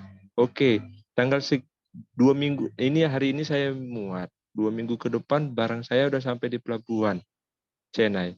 Tetapi si buyer itu menginformasikan saya itu 1 bulan, 2 minggunya lagi setelah barang udah sampai di bahwasanya barang kamu kok kayak gini, barang kamu kok gini. Loh, saya di luar tanggung jawab saya itu Pak, saya bilang begitu Pak. Kenapa di luar tanggung jawab saya? Karena kita sudah deal ini Pak ya, ini kita sudah deal spesifikasi ini dan kita sudah video call terhadap spesifikasi ini dan saya sudah ada alat cek ukurnya ini segala macam, pokoknya itu valid. Kenapa Bapak baru menginformasikan 2 minggu setelah kapal sampai di sana kepada saya? Saya tidak tahu 2 minggu itu Bapak apain, saya tidak tahu. 2 minggu itu selama di perjalanan saya tidak tahu, entah itu hujan kena apa jadi barang kayak gitu, saya tidak tahu. Yang saya tahu itu barang sudah di tangan Bapak 2 minggu setelah saya muat. Jadi kalau Bapak ngeklaimnya saya begitu, mending Bapak begini, saya kasih saran. Kalau memang itu terklaim, Pak, buka kontainer, Bapak videokan memang barang itu masalah dalam kondisi di dalam kontainer. Kalau sudah di dalam gudang itu nggak tanggung jawab saya lagi, Pak. Saya tidak tahu Bapak ngambil barang dari kontainer ini sampai ke gudang Bapak itu jaraknya saya tidak tahu. Kondisinya ini gimana nggak tahu. Entah kontainer, entah muat, entah Bapak dari kontainer pakai truk ke gudang itu masuk paret, masuk sungai, jadi barang itu kayak gitu, saya tidak tahu. Kan jadi kita ini harus pandai, Mbak. Jangan kita anggap si buyer itu pintar atau bagian. Kita juga pintar. Kita harus, artinya kita, kalau kita usaha kita ini kita jalani baik, apapun kalau ada terima sebuah tantangan ini, klaim ini, kalau kita lakukan ini pas, benar ini, udah kita lawan aja, Mbak. Kita lawan berdasarkan data, bukan omongan, Mbak. Jadi di situ saya udah ngomong ini, ternyata barang begini, loh.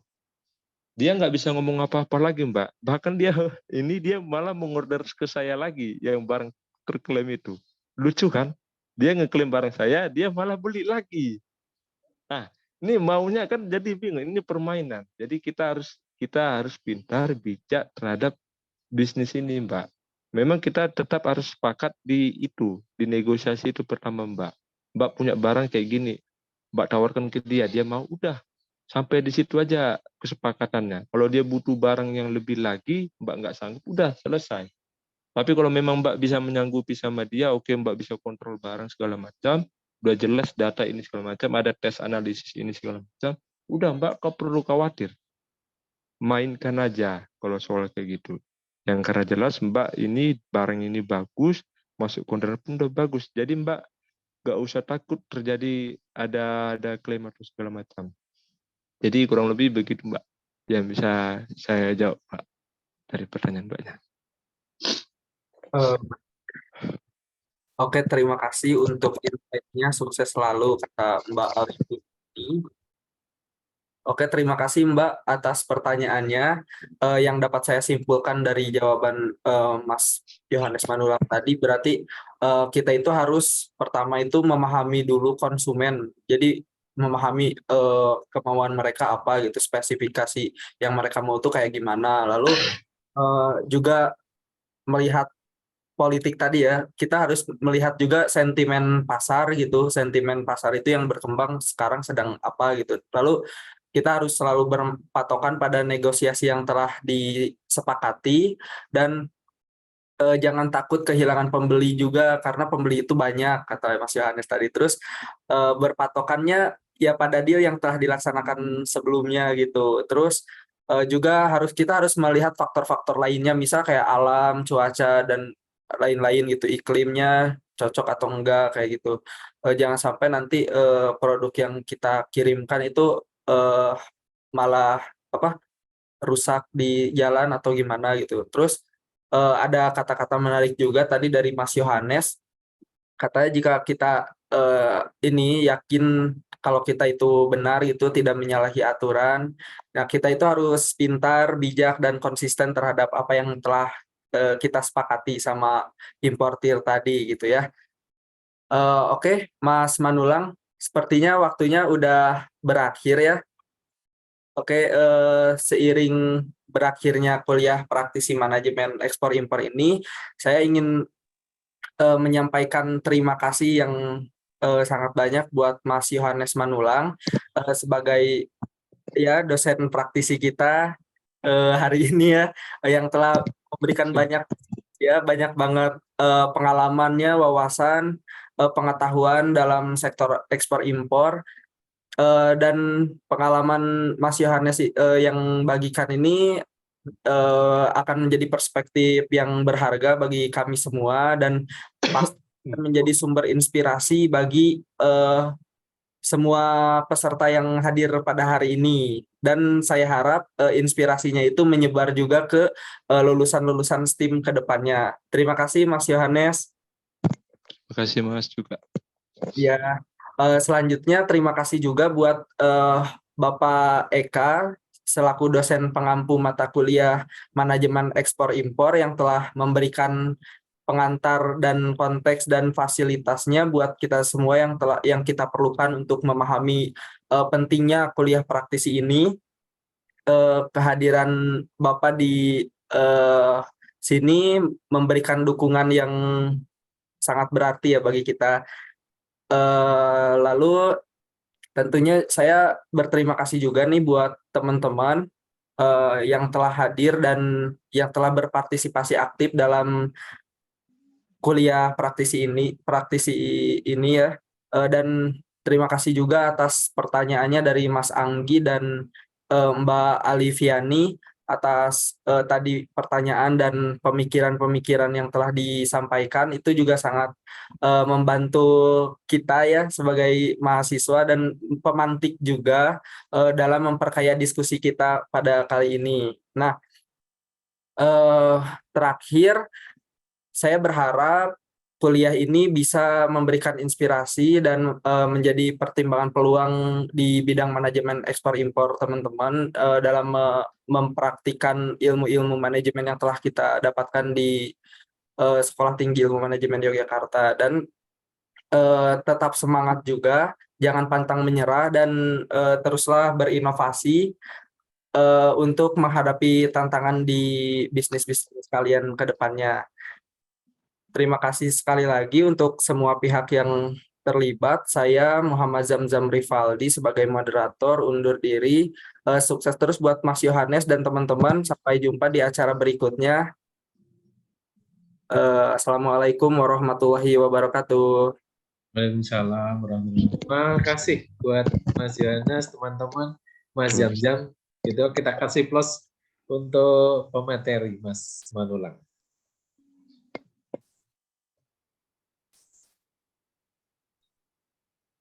Terima kasih buat semuanya.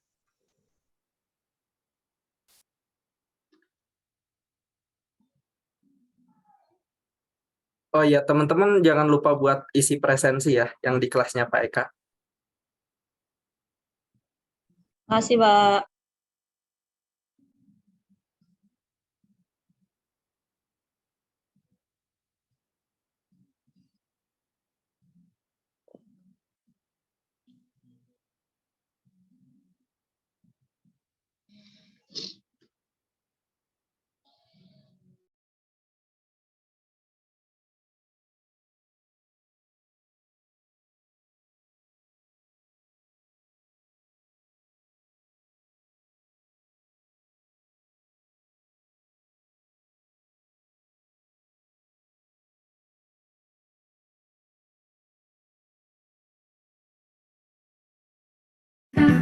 Hanya tawa canda, ajakku bermanja dan pergi begitu saja.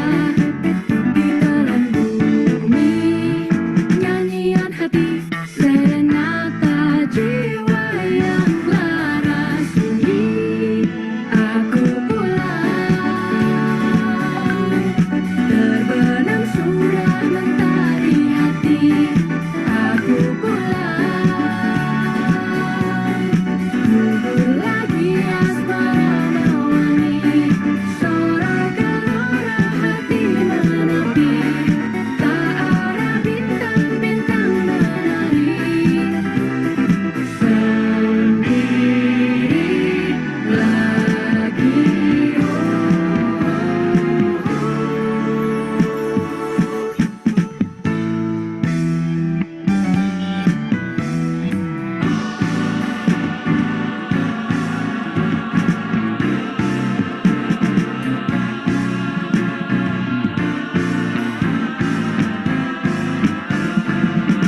Merona mata namun percuma kau tak bercanda tanya canda. Ajakku bermanja dan pergi begitu saja di telan dunia. Dan biarlah berkata jiwa yang merasa menepi, kemana rasa yang ku cari bila kau tinggalku sendiri. Cerita perih hati yang luka, cinta sederhana kau buat merana. Bilang-bilang sayang lalu hilang tanpa bayang. Sesuka diri, nyanyian hati, serenata jiwa yang lara sunyi. Oh maaf sayang, ku tak ingin melukai, namun cuma